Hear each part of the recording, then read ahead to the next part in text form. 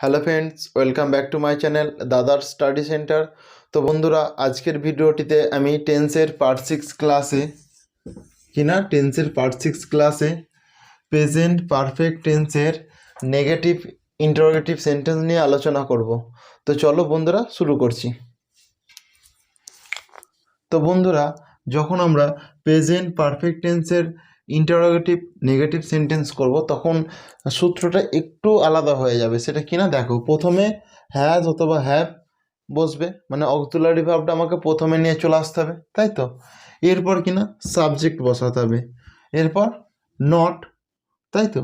এরপর কিনা বন্ধুরা ভার্বের থার্ড ফর্ম, এরপর কিনা অবজেক্ট, তাই তো। আর শেষে কিনা বন্ধুরা জিজ্ঞাসা চিহ্ন, তাই তো। তো চলো আমরা যত এক্সাম্পল করব ব্যাপারটা তো তোমাদের কাছে ক্লিয়ার হয়ে যাবে। তো চলো আমরা সরাসরি এক্সাম্পলে চলে আসি। তো বন্ধুরা, আমাদের 1 নম্বর এক্সাম্পলটা কি আছে না, চলো দেখে নেওয়া যাক। দেখো, সে কি সেখানে যায়নি, তাই তো বন্ধুরা। তো এখানে সাবজেক্ট কোনটা না, সাবজেক্ট হচ্ছে সে। কাজ করা কোনটা বোঝাচ্ছে এর মধ্যে, যাওয়াটা, তাহলে যায়টা কিনা আমার ভার্ব। আর কিনা বন্ধুরা এখানে অবজেক্ট কোনটা, এখানে অবজেক্ট হচ্ছে সেখানে, তাই তো বন্ধুরা। এখানে অবজেক্ট কিনা সেখানে। আর এখানে দেখো নি আর কি, তাই তো। এই কি এর মাধ্যমে কি বোঝাচ্ছে, এটা আমার ইন্টারোগেটিভ, তাই তো বন্ধুরা। এই কি এর মাধ্যমে কি বোঝাচ্ছে না, এটা আমার ইন্টারোগেটিভ। আর এই নি এর মাধ্যমে কি বোঝাচ্ছে না, এটা আমার নেগেটিভ। ওই জন্য কি বলেছি না, ইন্টারোগেটিভ নেগেটিভ, তাই তো বন্ধুরা। শেষে জিজ্ঞাসা চিহ্ন আছে, তো মানে তোমরা তো বুঝতেই পারছো ব্যাপারটা। তো এই নিয়ের জন্য নট, বুঝতে পারলে, এই নিয়ের জন্য কি আমি নটটা আরও বসাচ্ছি, না বা নি, তাই তো। এর জন্য কি আমরা নটটা বসাচ্ছি। তো চলো প্রথমে নিয়মে আসি।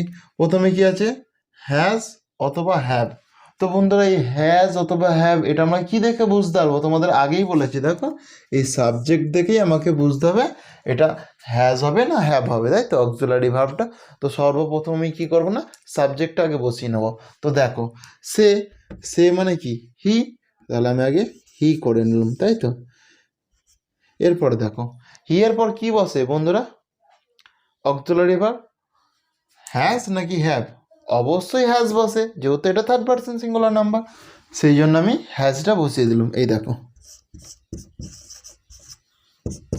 তাই তো বন্ধুরা। এরপরে দেখো, আমার হ্যাজ হ্যাভের কাজও মিটে গেছে, আর সাবজেক্টের কাজ তো আগেই মিটিয়ে দিয়েছি। তো এরপর কি আছে বন্ধুরা, নটটা পড়ে আছে, নটটা তো বসে যাবে এমনিতেই, তাহলে আমি নটটা বসিয়ে দিলাম, তাই তো। এরপর দেখো ভার্বের এমনকি থার্ড ফর্ম, তাই তো। তো এই বাক্যটির মধ্যে ভার্ব কি, যাওয়া, যাওয়াটা কি এখানে ভার্ব, তাহলে যা ইংরেজি কি বন্ধুরা, গো। গোটা কি আমার ফার্স্ট ফর্ম, সেকেন্ড ফর্ম কি ওয়েন্ট, আর থার্ড ফর্ম কি না গান।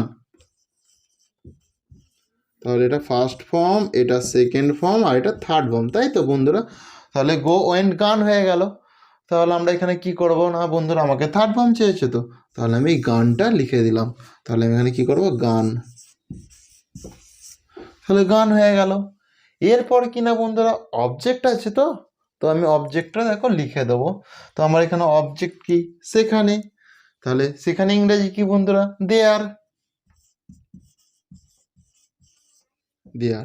এরপর কি, এটা কি কমপ্লিট না, এটা কমপ্লিট না। এরপর কি না আমাকে এই জিজ্ঞাসা চিহ্নটা দিতে হবে, তবেই আমার বাক্যটা কি না কমপ্লিট হলো, মানে ঠিকঠাক হলো, তাই তো। তাহলে আমার কি হলো না, হ্যাজ হি নট গান দেয়ার, তাই তো। তো নিশ্চয়ই কারো বুঝতে অসুবিধা নেই। তো চলো আমরা নেক্সট এক্সাম্পলে আসছি। তো বন্ধুরা, আমাদের 2 নম্বর এক্সাম্পলটা কি আছে না, চলো দেখে নেওয়া যাক।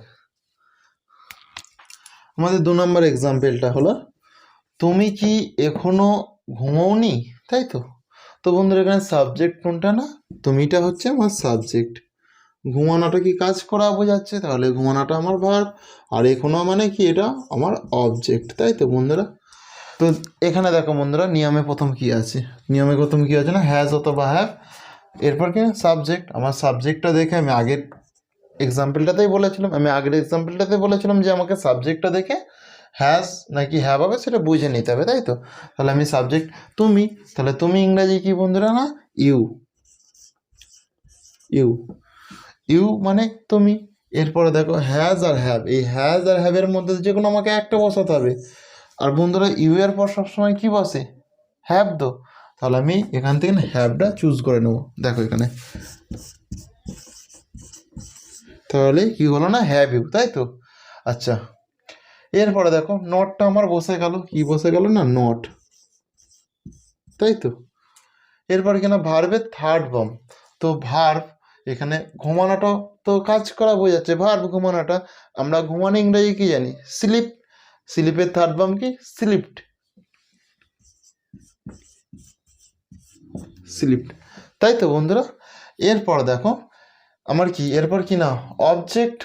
অবজেক্ট বলেছে এখনো, এখনো ইংরেজি ইয়েট, তাই তো। এরপর দেখো জিজ্ঞাসা চিহ্ন দিলাম, আমার পুরো ঠিকঠাক হয়ে গেল, তাই তো এটা। তাহলে তুমি কি এখনো ঘুমোওনি? তাহলে এটা কি হবে না বন্ধুরা, have you not yet slip, তাই তো। তো চলো আমরা নেক্সট এক্সাম্পলে আসি। আমি কি এখনো চা খাইনি, তাই তো। আমি কি এখনো চা খাইনি, তাই তো বন্ধুরা। এখানে সাবজেক্ট কোনটা? এখানে সাবজেক্ট হচ্ছে আমি, তাই তো। আচ্ছা, খাওয়াটা কিনা ভার্ব, আর চাটা কিনা অবজেক্ট, আর এখনোটা কিনা আদার্স, তাই তো। এটা কিনা অবজেক্ট, আর এটা আদার্স। এবার দেখো এখানে নিয়ম অনুযায়ী প্রথমে হ্যাজ অথবা হ্যাভ বসবে, সেটা আমাকে সাবজেক্ট দেখেই ভেবে বুঝতে হবে যে এটা কী হবে, হ্যাজ হবে নাকি হ্যাভ হবে।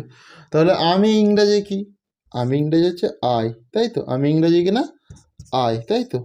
এরপর হ্যাজ অথবা হ্যাভ, এই হ্যাজ অথবা হ্যাভের মধ্যে কোনটা হবে বন্ধুরা? আয়ের পর সবসময় কি হয়? হ্যাভ হয় তো। তাহলে এখান থেকে আমি এই হ্যাভটা নিয়ে নেবো, তাই তো। আমি এখানটায় হ্যাভটা বসিয়ে দিলাম, তাহলে কি হলো না, হ্যাভ হয়, তাই তো।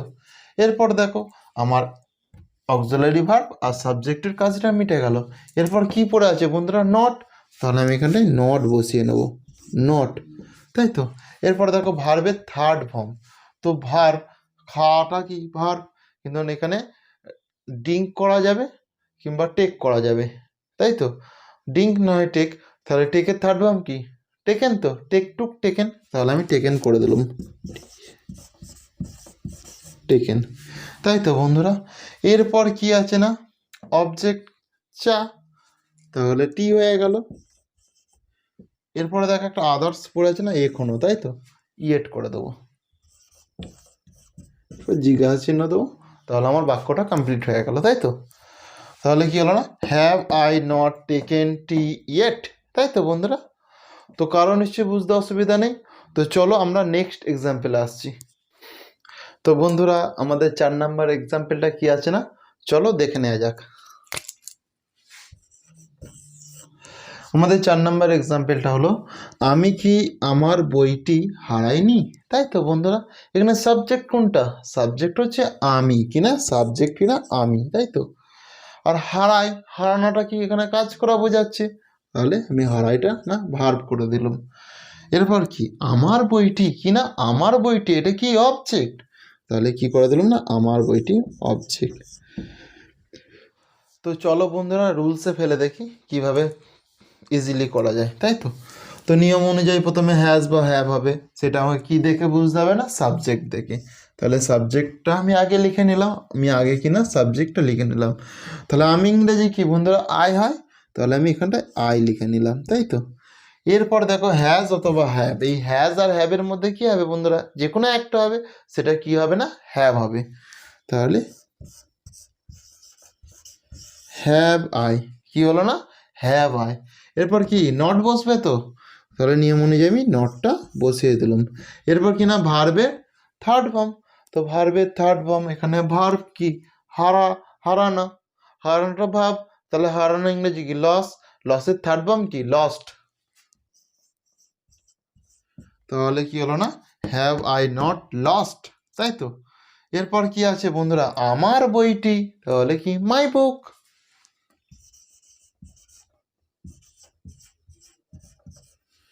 কি হলো না বন্ধুরা, মাই বুক, কারণ এটা কি অবজেক্ট, কারণ আমার ভার্ব তো লাস্ট।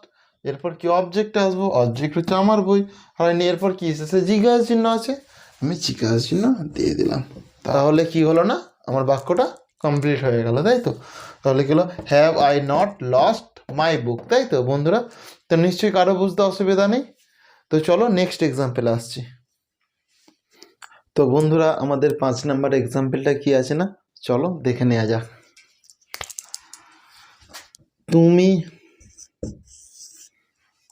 তুমি কি তোমার প্রাপ্য পাওনি, তাই তো বন্ধুরা? তো এখানে সাবজেক্ট কোনটা, এখানে সাবজেক্ট কোনটা আগে সেটা দেখে নিই। এখানে সাবজেক্ট হচ্ছে তুমি, তাই তো? পাওয়াটা কিনা ভার্ব, আর তোমার প্রাপ্য কিনা বন্ধুরা এটা অবজেক্ট, তাই তো? তো চলো বন্ধুরা আমরা রুলসে ফেলে পার্ট বাই পার্ট আগাই। এখানে প্রথমে হ্যাজ অথবা হ্যাভ হবে, কিন্তু সেটা আমাকে কি দেখে বুঝতে হবে না, সাবজেক্ট থেকে। তার জন্য আমার প্রথম কাজ কি, সাবজেক্টের। তো তাহলে আমি আগে সাবজেক্ট, এখানে কি আছে, তাহলে আমি আগে সাবজেক্টটা লিখে নেবো। এখানে সাবজেক্টই আছে না তুমি, তো তুমি ইংরেজি কি বন্ধুরা না ইউ, তাই তো? এরপরে দেখো এই হ্যাজ অথবা হ্যাভ, এই হ্যাজ অথবা হ্যাভের মধ্যে কোনটা হবে বন্ধুরা, এটা আমার হচ্ছে সেকেন্ড কাজ, তাই তো? এটা প্রথমে থাকলো। এই হ্যাজ অথবা হ্যাভের মধ্যে ইউ এর পর সবসময় কি বসে বন্ধুরা, হ্যাভ বসে। তো তাহলে আমি ইউ হ্যাভ করে দিলাম, তাহলে কি না হ্যাভ ইউ হয়ে গেল, তাই তো? তাহলে কি হলো না বন্ধুরা, হ্যাভ ইউ। এরপর দেখো এই নটটা বসে যাবে, আমি নটটা বসিয়ে দিলাম। এরপরে দেখো ভার্বের থার্ড ফর্ম, ভার্ব কি এখানে পাও, পাওয়া, তাহলে রিসিভ মানে পাওয়া, তাহলে রিসিভের থার্ড ফর্ম কি রিসিভড হয়ে যাবে,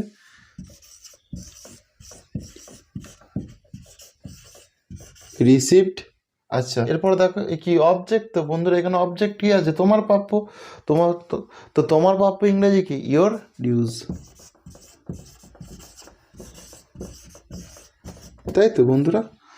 তাহলে কি হলো না, have you not receive your dues. তো এখানে এটা কি ঠিক আছে বন্ধুরা, না কোনোদিন না। কেন বলো তো, এখানে কি দিয়েছে আমি, তাই তো? তাহলে এখানে কি জিজ্ঞাসা চিহ্ন দিতে হবে। এবার এটা ঠিক আছে বন্ধুরা, তাই তো? তো বন্ধুরা আমার 6 নম্বর এক্সাম্পলটা কি আছে না, চলো দেখে নেওয়া যাক। তাকে কি পাগলা কুকুর কামড়ায়নি, তাই তো? তাকে কি পাগলা কুকুর কামড়ায়নি।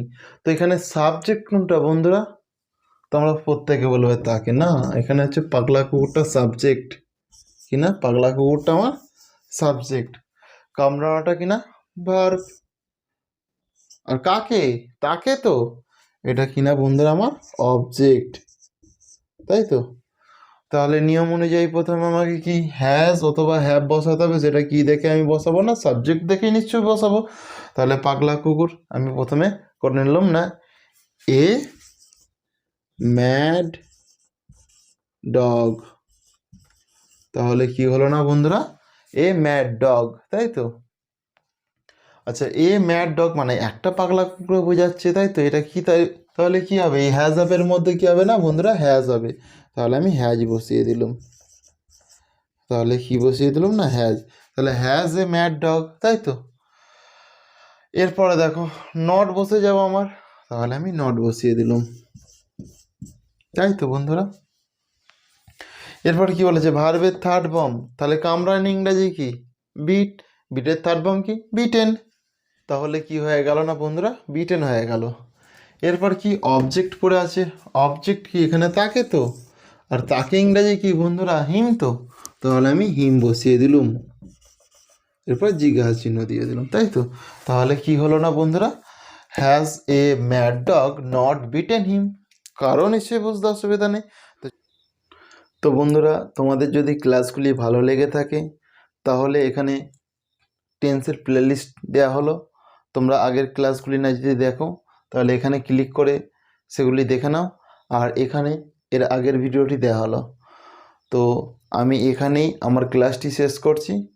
আর তোমাদের যদি ক্লাসগুলি ভালো লেগে থাকে তাহলে চ্যানেলটিকে সাবস্ক্রাইব করো এবং পাশে থাকা বেল আইকনটি বাজিয়ে নোটিফিকেশান অল করে দাও, যাতে সবার আগে পরের ক্লাসটি তোমার কাছে পৌঁছে যায়, তাই তো বন্ধুরা?